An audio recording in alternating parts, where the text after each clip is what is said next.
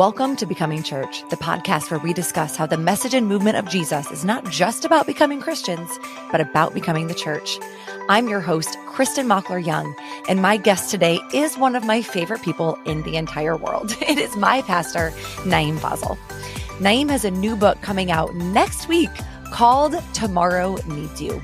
You can pre-order it right now on Amazon or find it out in the wild already if you're lucky. We've already seen it in some local bookstores and even in libraries where it has already been requested. This is an episode full of hope, encouragement, and the reminder that God really is in every detail of our lives. So as you listen, think about who you can send this episode to.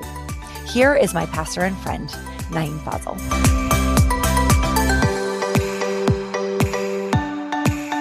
Naeem Fazal, welcome back to Becoming Church.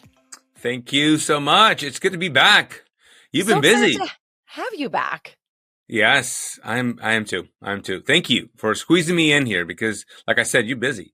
I am. Listen, there's always going to be room for you on this podcast. Once your face is part of the podcast logo, then, I think that means we'll always make room for you. There's been a rumor that was the case, but yes, but no longer. That's awesome. No longer. So proud of what's happened. How long has it been now? A couple of years now, right? A couple of years. Yeah.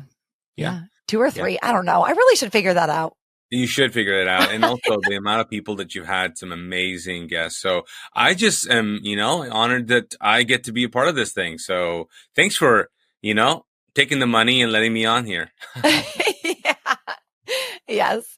Well, excited to have you in the lineup for sure. But listen, I know that we've had some new listeners from the last time that you were on the show. So give people a little bit of background info on who you are, because your story is a little bit unique. Yes. So I will first of all clear up the fact that there was no money involved in this podcast. I didn't give you any money to get on this podcast. Number one. Number two, yes. So we've been friends for 20 plus years. Yeah. But as you know, and they might not know, I'm actually Pakistani. So I am Pakistani. That means I got Pakistani parents, 2 brothers, 2 sisters, big family. But we lived in Kuwait, which is in the Arab world. So I grew up Muslim, came here to the States in 1992 after the Gulf War, found myself, in a relationship with Jesus, as in I had this supernatural experience with Jesus. And then that led me to really feel called to ministry and church work and all that. And so fast forward, we're 19 years into a church plant called Mosaic, which you're a part of as well. And yeah, we're in Charlotte, North Carolina. So yeah, it's been quite the adventure. So that's me. And so people can hear more or learn more about your story of your call to ministry in your first book, Ex-Muslim. Yes. But you know what I just realized? Mm-hmm. Here's what I just realized, hearing your story for the 400th time. You and I are now both pastoring a church. Neither of us set out to be pastors. So true. Right? Yeah. I'm neither one of us planned to be in ministry, but here we are kind of co-leading this whole thing now. That's crazy. God is crazy. He writes some wild stories. It is. Yeah. The first book, it really chronicles a lot of my background, my family growing up, then my years in the college, in college, meeting Ashley, our kids, all of that. But this new book, this is really, not really my story. It's actually, other people's stories too. And it's really stories about post-traumatic growth, people coming out of trauma and finding hope and how they did it. So yeah, I'm excited about it.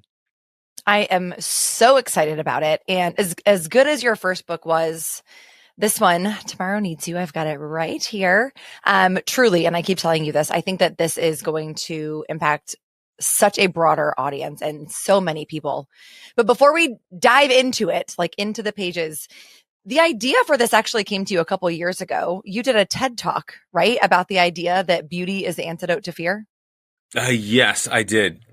So yeah. So if you want me to speak into that, I think I'm not quite sure if I knew I was going to write a book about it, honestly. Okay. So yeah. So with TED, when I did the talk, first of all, when they asked me to audition, I thought it was like a spam email kind of thing.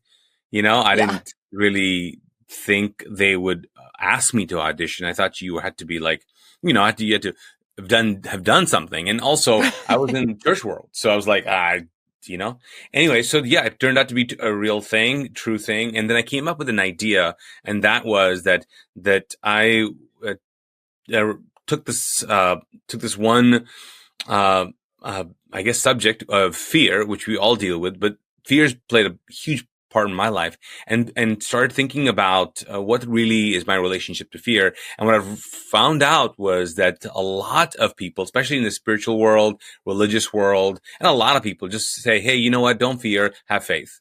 So faith has always been the solution to fear.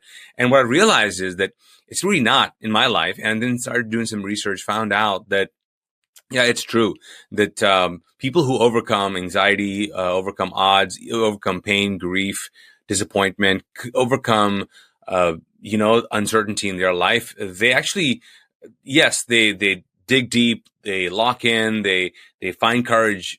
But the stories that I found that were really profound were that people, in fact, did not use faith, because faith fails us, because faith really is the opposite of fear. It's not the solution. So what the solution really was beauty, that people would put something beautiful, something that they love before them, that was worth wrestling through all the fears to make that happen, in one sense. So that was the story. I mean, that's the talk for TED. Yeah. And then after that, doors kind of opened up in terms of me coaching TEDx speakers and things like that. And then years later, I was thinking about a book, and I don't know if you know this, Kristin, but like I've got like manuscripts of other books, like or not manuscripts, I would say book proposals. Yeah, book proposals of other books lying around. So there was a book called Irrational, and then there was a book called Imagine Meeting Him, and there's some other books out there. And then, yeah, it's kind of a cool thing and very much a God thing that TED Talk led to this book, because my publisher, not my publisher, my agent, my agency, I have a whole agency, people. Whole agency. No, not really. No, they were like, so what are your ideas? And I gave them a few. And then the guy was like, hey, I heard your TED Talk, and you should write a book about that. So that was the beginning of me going, you want me to write a whole book about this thing? Right. And I'm like, give us a 7-minute talk. How do I make a whole book out of it? Right. I was like, okay. So yeah. Well, I love that as a pastor, first of all, that you got to even speak at TEDx, because they're not like a Christian organization. So already that's amazing.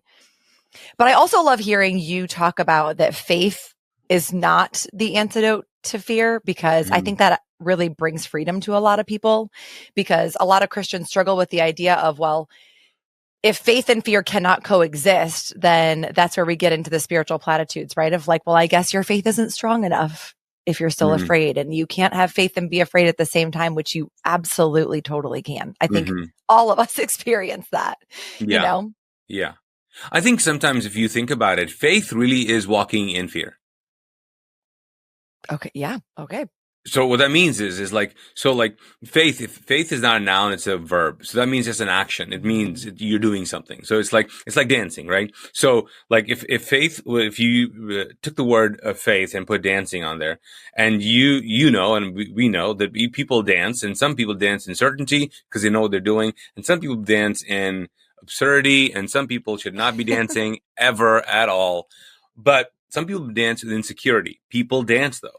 The act of dancing involves all kinds of other emotions that are going on in your head. I think fear is just one of the emotions as you dance, as you move in faith. So moving in faith requires that you're always wrestling with the tension of, I'm scared, I'm not scared, I'm anxious, what's going to happen? You're always wrestling. So there is no, I have left faith and have gone into fear, or I have left fear and now I'm moving in faith. Not necessarily true. Moving without fear doing something, moving into uncertainty, moving into and planning or creating something, wrestling with your worries, wrestling with your anxiety, wrestling with all the things, your doubts. That process is called faith. Mm. So that's why I believe that it's not the fear and faith are not two opposite ends. They're not at all. Yeah. Because if you didn't have any doubts and you did something, we could not say, oh, you did this in faith. No, you didn't. Yeah. You did this with total certainty. Right. Right. Which doesn't require faith. Correct. Yeah. Okay. That dancing analogy is one that I've not heard you use. And I love it because, listen, I love to dance, but I am also filled with trepidation when I do so because I am one of those people that probably should not be dancing in public. But the next time I want to do it, I'm just going to do it. You're going to do it in faith. And do it anyway. Do it in faith. Do it in faith. You say, this is faith. This is faith. This is what faith looks like. Yeah. I love it. It's awkward and scary at times. That's what it is. Yes. Awkward and scary. And people are going to look at you and be like, you're not doing that right. Yeah. But I hope people understand this idea because it's so important for people to understand what really faith is. Yeah. Okay. So the cover of the book, which is called Tomorrow Needs You. Let's talk about the cover for a second, both the title and the actual image, because this was created as a collage, right? Which is very, very cool. So talk to us about the cover art, the title, all of that. Yeah. So basically what happens is that after my agent said, hey, you should write entire book about this, I was like, okay. And, I started thinking about what that would look like. So my first thought was this idea of how beauty is a solution to fear, because that was a TEDx talk. But as I began thinking about really the topic and what the book was about and why did I even do that talk, I was reminded about my dad. So my dad had inspired a lot of my TED talk, partly because my dad tried to commit suicide and failed at it. But we had a lot of conversations, about that after he did that. And a lot of it was the idea that he just felt like no one needed him, like that his life was a disappointment. He was an immigrant. He had worked and in Kuwait, built a business, and then came to the States, and he was working at a convenience store and just felt like, he had lost so much. And then the fact of his kids were now no longer Muslim kids. They were Christians, because part of my story is that not just me, but my family, my siblings actually came to Christ as well. So a guy who's kind of felt like, man, he's lost in life and lost so much, and then went through a war, lost business, lost home, and now he's finding himself in a foreign country. I mean, I get it. I get that. Yeah. And so for him, it was like, he didn't really feel that anybody needed him. So he told me, like, you know what, no one needs me. And then out of that, I began thinking about the people in my life that have had thoughts of, suicide, have struggled with that, have struggled with depression and disappointment for so long. And they truly do believe similar to what my dad did. And that is that no one needs them. Mm-hmm. And so I thought, you know what? I remember thinking, Dad, no, we need you. Your grandkids need you. And so that's when I came up with the idea of, like, I think people need to be reminded, especially people who are going through some really dark times right now, that tomorrow does need them. Yeah. And so that's the book title, Tomorrow Needs You. And obviously, yes, it's colorful. It's artsy because of my background, because I love doing art and, so that was my hope. And, I really believe in the message, and that's why the subtitle is Seeing Beauty When You Feel Hopeless. And so I wanted to connect that. So yeah, this book is a connection of the TED Talk, and this message of tomorrow needs them. And it's really an expansion of that original idea then, right? Yes. And so it's broken down. I'm looking at it right here. You've broken it down into 3 sections. So you've got yesterday, today, and tomorrow, which makes sense in order, chronologically. But the first one is yesterday has forgotten you, which Naeem can sound a little bit harsh. So can you explain to us what that means? What does that mean that Yes. yesterday has forgotten us? Yeah. So, I find myself struggling with yesterday, as in, like, I think there are times where I look back, like all of us look back and Yeah. go, oh man, those were some amazing seasons, amazing times. And it's easy to do that, with the social media. When you go on Facebook, especially if you go on Facebook, not a lot of people do, but if you do go on Facebook, you go, man, look at that history. Like, I think if you want to look up someone from the past, you go to, Facebook. Facebook. Right? Yeah. Yeah. And if you want to, keep up with the present, you are on Instagram. That's what it is, or TikTok. And so I think sometimes people go back and look at the yesterday. And the truth is that for some of us, we want to go back to the glory days or good days or those seasons when life was a certain way. And then some of us, we look back at yesterday and it's so traumatized us that we keep thinking about it.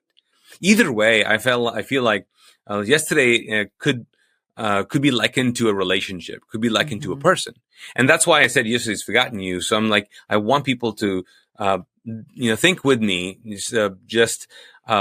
imagine with me that if this was a person, that person has forgotten you. It was a relationship that you had. Either it was amazing, but still you broke up, it's over. Or it was terrible. You still broke up. It's over. But we want to keep going back to yesterday, and we want to rehearse it. We want to keep talking about it, keep thinking about it, fantasizing about it. And the truth is, yesterday, she or he's forgotten you. Yesterday's moved on. And so, I want people to understand that we can't live our lives rehearsing the past. We have to reconcile the past, reconcile it, which is a big thing, which means you bring it up, the good, bad, and ugly. And then you kind of, how you reconcile receipts. You kind of figure out, you close the chapter on that, and you have to do it. That yesterday did happen. It was good, bad, whatever it was, but we reconcile it, because if we can't reconcile the past, you can't create the future. Like, you cannot create the future if you're continually rehearsing the past, because that's what's going to happen. What we don't reconcile, we rehearse. We just keep on, either in our heads, our minds, or in our values. We keep doing that. And so if you're living a life and you find yourself going, I just feel so down and so out, and I just don't know, and so I'm not quite sure what's going on in my life, maybe it's not because of the season you're in. Maybe it's because you've been living in the past and you've dragged the past from the past to the present, and you're living it out again and again and again. And the first thing you have to reconcile is the past. I talk about in the book, I say that tomorrow is too small for you to live in. Like, yesterday is too small for you to live in. And your past is too small for you to live in. And I believe that's so true. Yeah.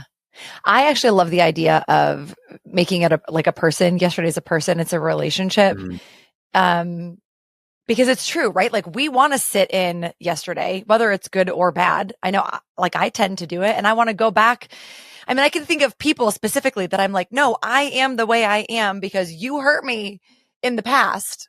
And so, but now, because of this visual that, you've created, like yesterday as a relationship, I have to remember, like, they are literally not thinking about it. They might not even remember that thing even happened. Yes. And so by me bringing that now into my future, present, whatever, like, I'm just trying to drag up something that they've moved on from. Like, so I guess the danger would be that it keeps us rooted in, like, bitterness and unforgiveness and, I mean, all kinds of things, right?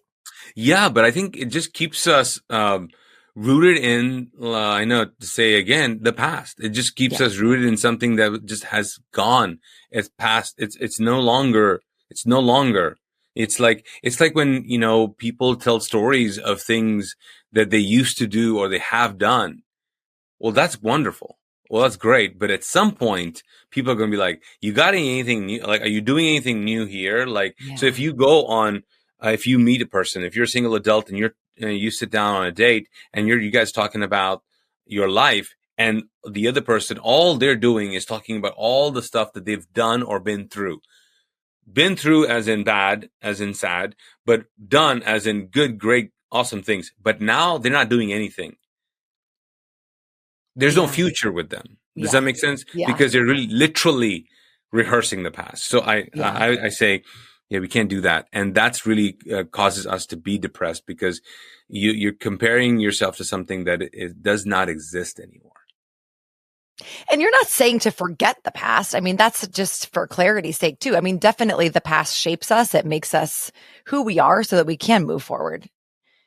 Into the next part then, which is today is waiting. And so in your second section about today, this is when you talk about kind of like the hard hitting things, the fear, the loss, failure, the rejection. What was that like to write? Yeah, it was tough. It was really tough because, for me, like writing this book, it's been hard because I have dysgraphia and dyslexia. So I have a learning disability, and yeah, it was really tough to write this book, literally write this book. Because my first book was written with a collaborator, which means like not a co-writer, but actually a person who physically wrote the book. And so she did an amazing job. And so I was like, okay, she did a great job with this. And she's an actual writer, and people were buying this book and did really well. It was a good, big publisher. So I was like, this is great. This is great. So when I started taking this project on, I thought, okay, I really need to write this book. Again, the past came back and said, okay, well, what if you went back to Kitty? And Kitty Murray was my collaborator. So I called Kitty and I said, hey, I'm writing another book. Would you please help me out? Like, could you do this? I mean, I literally did exactly what I'm telling other people not to do. And that is, I went back to the past and tried to rehearse that and go, okay, can we just do this again? Because last time it worked. And she was so gracious, but she had left, writing, and she was doing another work in her life. And she was like, I would love to do this, but I'm not in this world anymore. And so I was attempting to write this book, and I did write this book by myself. And it was a huge, huge thing. But talking about the section, I had to reconcile, okay, I know I have a disability. I know I have issues here. I know the English is not my first language. I know that, I also have a lot of material about fear, failure, rejection, all those things. So I've just got to figure out a way to do this. And so, this today is waiting, this engaging today was very hard, because as I was writing this book, I thought, okay, how am I going to do this? I mean, the publisher said 40,000 words. And I'm like, I don't know how I'm going to, that's all the words I know, in English language. I don't think I know 40,000 words in English language. So, I'm like, okay, how am I going to do this? And so, I had to get up every day in a sense, or every week. I had a plan, and I had to tell myself, okay, Naeem, you're going to go and write a terrible chapter. Like I had to physically just, I don't know, lie to myself in a weird, trick my brain or something, yourself, whatever. Yeah, trick yourself and go, okay, just write a terrible one, man. Just write a terrible one. And I'm like, okay, I can do it. I can do that. Anybody can write a terrible chapter. So I was like, let's just do that. So in the book, when I talked about this section, I talked about, okay, so what this means is that first, for example, if we're going to see beauty, if we're going to get out of the stuff we're in, like, let's put it simply, like we're going to get out of the stuff, if whatever we're stuck in, if we're going to get out of this darkness, disappointment, if we're going to do that, what's the first thing to do? First of all, you got to remember is that you've got to put something beautiful before you to fight, to dismantle the biggest fear inside of you. So my big idea is like, if you want to attempt this thing, if you want to live this life, you want to create this, if you want to move out of despair, instead of looking within yourself, you need to put something before yourself. The passage in scripture in Hebrews where he talks about Jesus, it says, he's the author and finisher of our faith. Mm-hmm. And then it says, for the joy set before him, he endured the cross. And that's really key, because I think right there it gave me this idea of like, okay, here's what we got to do. We've got to put something before us to endure the cross. Our cross, we have to put something beautiful. So Jesus put imagined a beautiful humanity that was worth dying for. Like he put redemption of humanity, the closeness of humanity. He put a beautiful a dream of imagining that the Spirit of God, the Spirit the Spirit of Christ could live within the human body, that we could be temples of the Holy Spirit. He put this existence of humanity could live in such a beautiful way, in such a higher level, could live this eternal life. And that was worth dying for. That was worth the pain. That was worth the sorrow. So I believe that he put something before him. And even in the scriptures, you find that people always say, like, I put the Lord before me. He's at my right hand. I shall not be moved. Like there's always this constant practice of putting something before you that's bigger and beautiful, that I call it, that helps us overcome the rejection and the fear and the anxiety within us. Yeah. And I know, because I've read it already, that it's not always a goal, right? Like it doesn't always have to be like, oh, I want to do this thing or overcome this thing. And so I'm putting a goal before me, or I'm putting writing a chapter or whatever it might be. So what would it be for somebody who is maybe facing disappointment, depression, despair? They're like, I don't have a goal. I don't have a thing that I want to like do or accomplish. What would be the beautiful thing that they would put before them? Yeah, it's a great question. So in the book, I kind of talk about the different beautiful things that you could do. Like, so there are stories of, for example, Danielle, she's in the book, and she went through abuse, and sexual abuse. And it's pretty jarring, the stuff that she's gone through. But what healed her and it gave her the power to walk through the process of healing and come on the other side of it and finally forgive the person who did this to her, was a beautiful community. And so she put a beautiful community before her, around her, beside her, that helped her give her the power to do that. So it really does depend on the pain, the grief, the problem, what you're going through. And there are times in our life that you've got to put a beautiful goal in front of you to accomplish, to dismantle, or to conquer certain things in your life. Sometimes you got to put a beautiful relationship in front of you. I talk about, the fact that some of us have to put a beautiful dream in front of us. Sometimes we have to put a beautiful relationship with Jesus. You got to put that to overcome some of the things in our life. It's the idea of it. You got to do the work of finding what is that thing that you got to put in front of you. And the reason why I call it beautiful is because the word beautiful, in one sense, really means this idea of like, counting something bigger, more attractive, more than something else. So when I use the word beautiful, I'm just saying the bigger. I'm just saying, what is bigger than your fear? What's bigger than your anxiety? What's bigger than your, humiliation? What's bigger than your disappointment? What's bigger than your grief? And you got to put that before you, because, beauty, is so subjective, Yeah. Well, I think for a lot of people too, maybe that are listening, that are like, they're having a hard time even grasping what that thing is. I think you did a really, really beautiful job in this book of explaining that the thing that needs to be before them could actually just be their self-worth and recognizing who God made them to be, and the idea that God actually is present in their pain. He cares about all of it. He loves them no matter what failure, rejection, whatever they've experienced. And to me, this was just a great picture of like remembering that God is in the details of all of the things and he cares about all of the things. And I think even just that idea or that possibility that somebody could grasp, oh, God does actually care about me and love me despite what I may have believed before, like that could be the beautiful thing that they're trying to chase after or come to realize. Yes. Yeah, of course. Yeah. That's so true. So true. I think I think what you said is profound. I mean, that's really what people need to understand and to embrace, because that's going to move them forward in life. Yeah. Yeah. Yeah.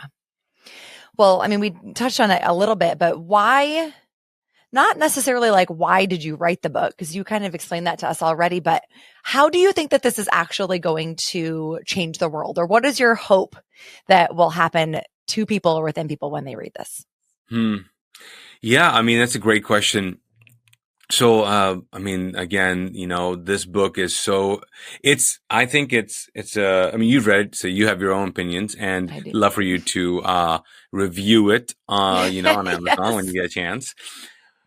But yeah, it's filled with some really hard stories. And so, yeah, man, I mean, this might be I'll just share this. So I have a friend that, her husband just, shot himself. And left 2 kids, and they were going through a rough time, and they were separated, and and he struggled with alcoholism, and it's so it's so sad to go, man. Why did it come to this? And, sent her a note that said, I'm sorry about everything and all that. And I feel like I really want to put something out there in the world, in the universe, and out there that says, hey, listen, before you believe the lie that, you've gone too far, there's no redemption, before you've believe the lie that no one needs you and you're a mistake and you've done so many awful things that can never be redeemed. Like, please read this. Please read the stories of people who have done this, because it's not true. Tomorrow does need you. And I believe that's the problem with us, is sometimes we find ourselves believing lies, that come not even just from our fears and our anxieties, because our fears and anxieties definitely lie to us, but also the fear, it also lies from the enemy. Jesus talks about that there is an enemy of our soul, that wants to kill, steal, and destroy our lives. And I believe that. I believe that wholeheartedly, that there's a God who loves us, and then there's an enemy of our soul that hates us. And so if people find themselves, hearing these negative thoughts, like they're so negative and they are so cutting, and they're really self abuse, they're like, they're like things you hear or think, like, you should hurt yourself, you should do this, you should do that, no one loves you, you're terrible, you're stupid, you're whatever, you'll never be enough. I mean, there's so many awful things that we can think about. Yeah, that's why this book is so important, because I need people to know that tomorrow does need them, that someone else's tomorrow needs you. And so before you throw in the towel, read the stories, let God inspire you, see how God is moving in other people's lives. And we need this. And it's not just the person who, like, listening to this podcast goes, oh yeah, I need to hear that. No, but people who need to hear that. Like, everybody needs to know that.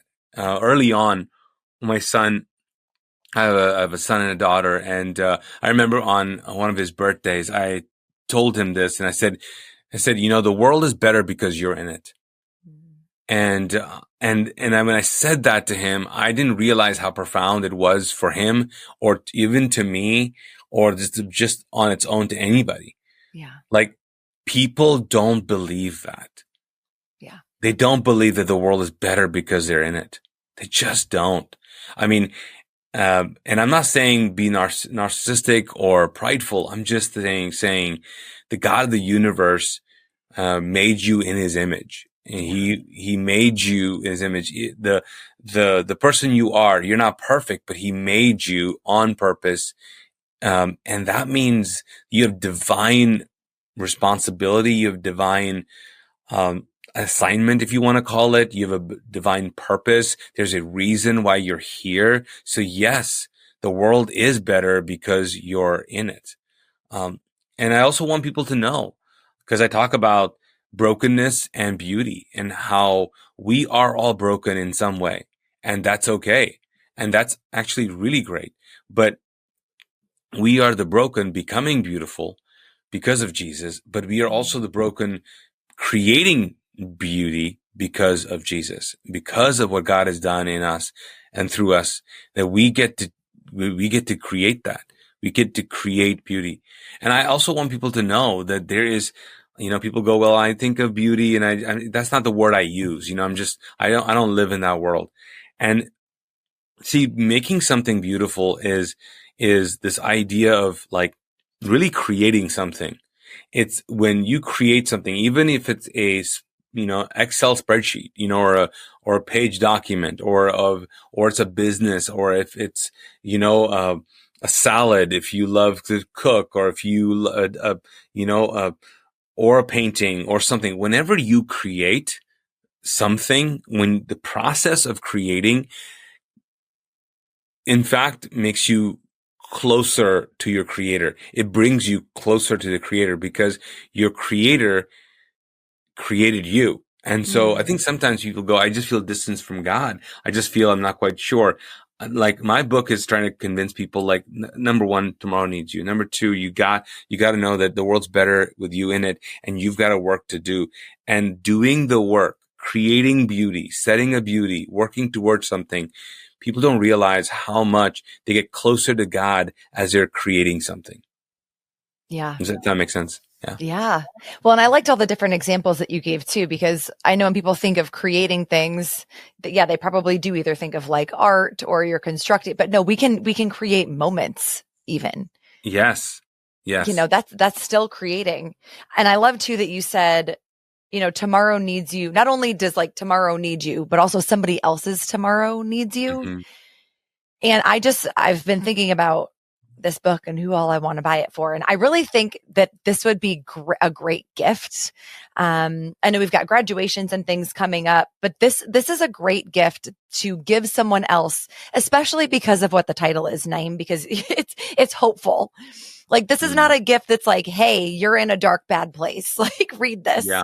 But for somebody to receive this and go, oh, tomorrow needs me, like already from the go, it's encouraging and it's inspiring and it's empowering. And so, I think this is a gift that people could give to people that are going through transitions, whether it's, from high school to college or college to the real world, or like you said, after experiencing, a loss of a relationship or church hurt or whatever it is.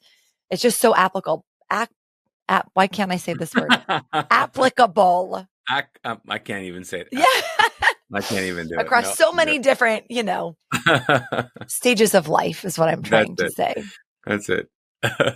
Yeah. Yeah. And I do want people to know too that, this book isn't, in one sense, I don't know if I could say it's not really soft. You know what I'm saying? It's not like, we can do this and it's going to be okay. It's going to be all right. It's kind of like it's not a battle cry, but it's got some more energy in it, where it says, hey, we're not going to let our fears and our failures dictate us, And in fact, in the author's note, can I read some of it? Yeah. So, in the author's note, I talk about who this book is dedicated to. So I wrote, this book is dedicated to all of us who have ever felt paralyzed by our fears and failures, to all of us who have been through unimaginable trauma and pain, to all of us who are going through grief and despair, to all of us who've experienced the ugliness of this world. But this book is also a declaration to our fears and our failures, to our trauma and our pain, to our grief and despair. You will not imprison us. And so I want people to have that kind of courage as they do the work, and that kind of commitment, and say, I'm not going to let my past, my trauma, what's happened to me, dictate what will happen to me. That makes sense? Yeah. Yeah. Yeah. Well, and the book is also very real. I know as someone who has read, I think self-help is one of the categories maybe that this is in, but this is a refreshing spin on that, I would say. I've read many a self-help book where I get to the end of it and I'm like, well, that was a lot of words, but like it didn't say anything, you know? Yeah. And so just thank you for writing something that is, yes, it's helpful and it's inspiring, but it's also honest and it's real and it's authentic. And I think through your vulnerability and through sharing things that you've experienced, that's what's really going to help people to understand there are other people in their situation and God really is with them no matter where they are. Yeah. Yeah. Yes. I'm hoping that it will not be a self-help book, but it is coming out like next week or so. So it's in the month of mental health awareness month. Yeah. And so, I want, this to be another alternative, another resource for people who are pushing through this and trying to get on to the other side. Yeah. Well, Naeem, let me ask you the last question, the same question that I ask everybody on this podcast. And that is this. Because the podcast is called Becoming Church, how can the people listening maybe create beauty to become the church to the people around them? How can they create beauty? Yeah, I think the church has a great responsibility and a great opportunity to, when it comes to creating beauty. And here's what I mean. I mean a community, a beautiful community. Like there's only one organization I know that has the responsibility to create a beautiful community. I mean, we have community parks, we have community centers, we live in a community, and organizations or planners or city planners, they come together and they're like, we're going to make something, a beautiful place for people to live in, a beautiful place for people to shop, a beautiful place, all that. But the church has the ability to actually create a beautiful community that the people in that community are in beautiful relationships, like they're connected to one another. And the church has an opportunity to do that. So the way the Christians could do that, become the church, is to create a community where people, everyone is included, a very inclusive community that says, hey, everybody come to the table, different people come to the table. And that's, I think, when you create a mosaic, and, that's the church that we created, and that is a mosaic of people. And that's why we call it, we are beautiful, because it's beautiful, different expressions of people coming together, living together. And even though they have different opinions about things, there is a sense of unity. And that's a beautiful thing. So, the way you can create beauty as the church right now is to create a beautiful community of people who are different from one another, are choosing to love together and be in relationship with one another. So, that's my answer. I love it. That's great. What a way to end. Nice. Well, listen, I know that, again, we obviously think everyone should read this book. Go ahead and buy it, guys. It comes out in just over a week. But also, because you are an artist and a creator, if people just love this message of Tomorrow Needs You and they want to just put that out into the world, you've also created merch with this message on it. Yes. For a second, I was like, what is she talking about? Yes, I have. Yes. So there's t-shirts and sweatshirts and hoodies and hats. We'll put it in the show notes too. Make it real easy for people. Perfect. Oh, well, thank you for being here. Everybody go get this book and remember that Tomorrow Needs You. Awesome.